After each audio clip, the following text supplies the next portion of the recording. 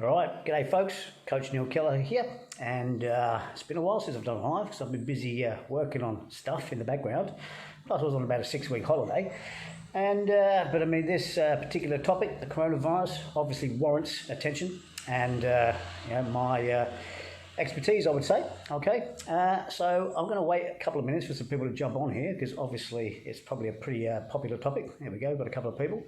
And the information I'm going to share today is based on what I know and what I've studied. Okay, just before I start, let me preface this: I am not a doctor. This is not medical advice. It is not a substitute for medical advice. Okay, so do not take this as if I am a doctor or an academic. I am not. Okay, anything I say here and now, I just want you to think about. Then make your own decisions on whether or not you want to listen to what I've said and follow my guidelines, or you want to do your own further investigation, which is very wise, okay? Don't ever take one person's word for anything, all right? The media, me, the newspapers, the stock market, whatever, take your little bits of information from everywhere, use your own critical thinking, make your own decisions, okay? But the key is that you do make decisions and don't rely on your government to make them for you, all right? G'day, William. G'day, Michelle. Okay, we've got a few people on here now. I'm just going to wait another minute. G'day, Christina. G'day, Mackie. Let another few people jump on. All right, so what I just said before is I'm not a doctor. This is not medical advice, okay? It is not a substitute for medical advice. If you catch this thing and you start to get extremely short of breath and mucusy in the chest, go to the bloody hospital, all right? Okay, so I'll begin by giving you a brief rundown, all right? So this thing, SARS-CoV-2 virus is the name, and COVID-19 is a disease, okay? The disease causes... if you get to the severe category, coronavirus pneumonia or severe ARDS, which is acute respiratory distress syndrome, which is it's kind of like pneumonia, but slightly different clinically, okay? If you get severe coronavirus pneumonia or severe ARDS, you will be ending up in the severe and critical category, of which there's about 16% severe and 5% critical, okay? Those are the people that need hospitalization, okay? If you are in the mild category, I'll tell you about that in a second. If you're in the mild category, which 80% of people will be, okay? So don't panic, even though I've created a bit of panic with all this stuff, but I'll explain why in a second, because you need to pay attention.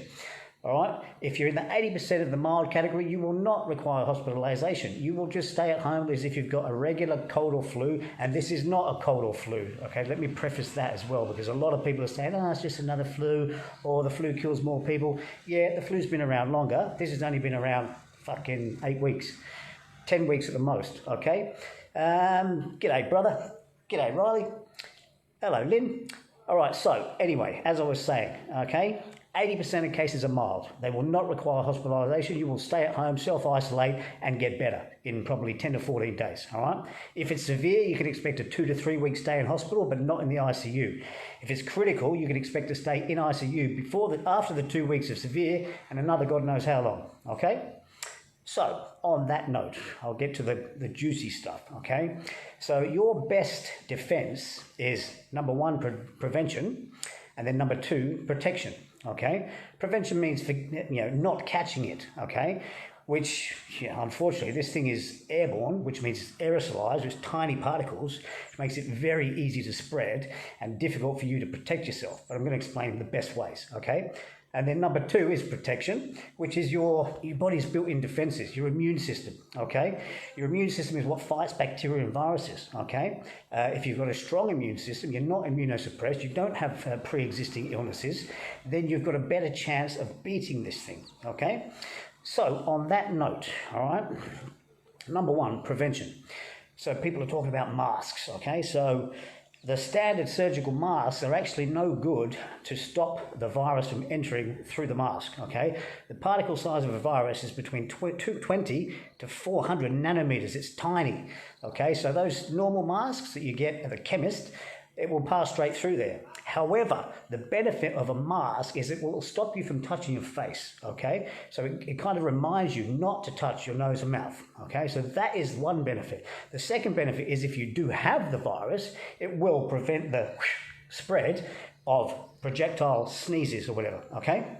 If you're using masks of any description, which is wise, but it's not 100% protection, at the end of the day, throw it out. Don't try and reuse it. Don't try and wash it. Don't try and disinfect it, okay, because you will damage the mask composition and make it less effective.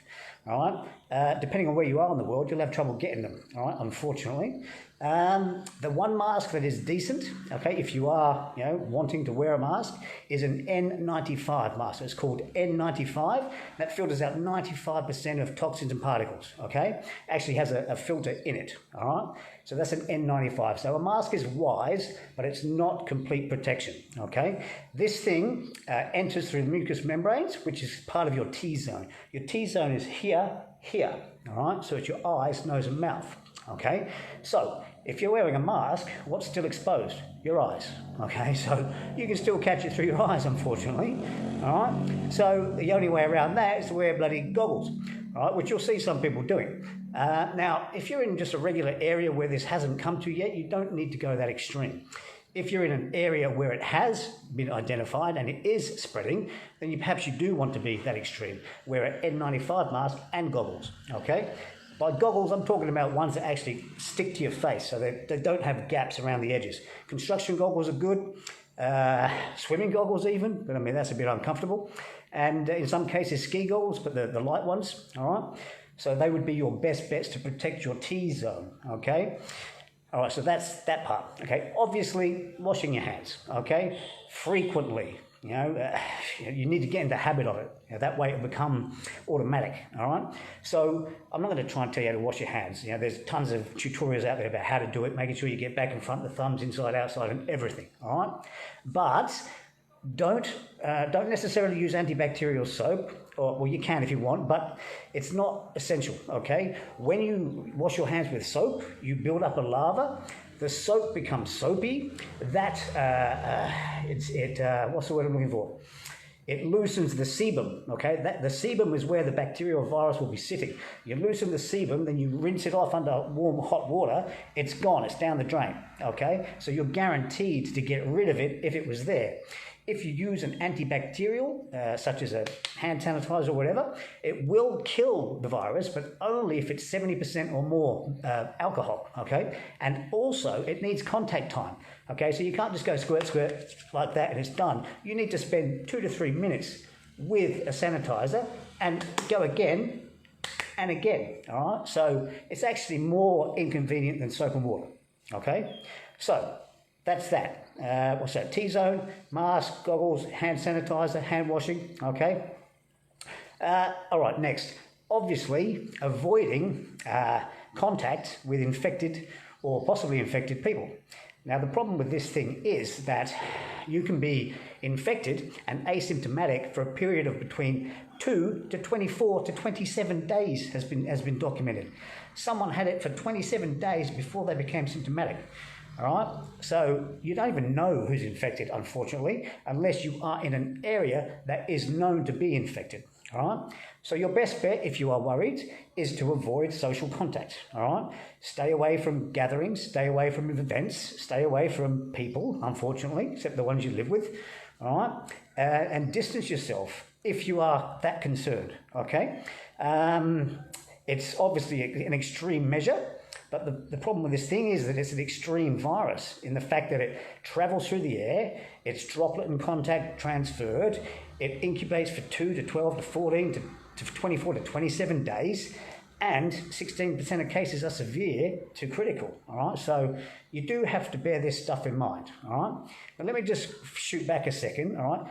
80% of people, particularly infants, no problem, not in danger. Do not worry about your infants. Your kids, not in danger, but they are generally super spreaders, all right, which means they'll get a bug, bring it home and infect the whole house, all right? So you do need to keep your kids safe so that they don't transfer it to you and you don't transfer it to your elderly parents who are at risk, all right? So from 0 to 10, there's been no deaths anywhere in the world, all right? So you don't have to worry about that at all. From 10 to 20, I haven't heard of any deaths. Possibly there have been, but very unlikely. From 20 to 50 is generally the 80% safe category, all right? And I'm saying generally, these are not peer-reviewed data, all right? It's too early. We haven't had enough stuff happen for it to be peer-reviewed, all right? So like I said, listen to what I say. If it makes sense, act on it, okay? So from 20 to 50, mostly safe, okay? It's from 50 and beyond where the danger kicks in, all right? And 70 to 80 is where it's very critical, okay? But bottom line is, if you've got someone over 50 that's got any pre-existing health condition, diabetes, heart disease, any respiratory disorder already, bronchitis, any pneumonia existing in the family, anything that's a threat to your health now, and you don't have it under control, will exacerbate this threat from the COVID-19 virus, okay? So basically, do everything you can to improve the state of your health now and the strength of your immune system, which I'll get to in a second, so that way, if you actually become infected, you are more able to fight it, okay? If you're already suppressed by an illness or immunodeficiency, and you get this thing, then that's when you're at greater risk, okay? Okay, right, so what have we covered? T-zone, yep, check. Close contact, check. All right, aerosolized, check. All right, I'm going here, but these things aren't scripted, so that way I actually know my topic, and I'm not going against a list of stuff to talk about, all right? So I'm going to move on to the immune system. If I've missed something there, I'll come back to it, all right? So your immune system is your defense, all right? If you get infected with a bacteria or a virus or whatever, okay, you're going to have an immune response. What happens is your white blood cells, they identify the threat, and then they produce an antibody, okay? The antibody is what kills the bacteria or the virus, all right? And then that antibody stays in your system in case you're reinfected at a later date. All right. So if you produce those antibodies from any virus or bacteria, they will stay in your body, and if something like that comes back again, you're ready for it. All right.